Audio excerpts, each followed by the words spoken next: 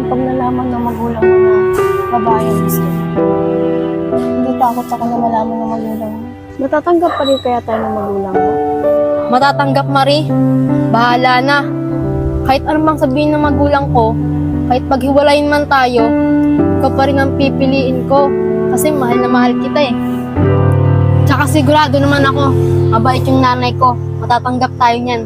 Sana nga, Angel, tanggapin tayo ng magulang mo.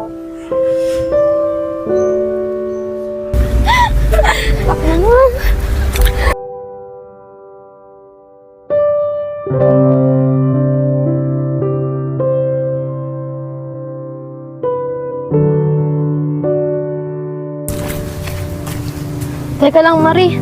Nahihilo ako. Oh, masakit ba ulo mo? Oo. Uy, gusto mo uwi muna tayo? Tara na.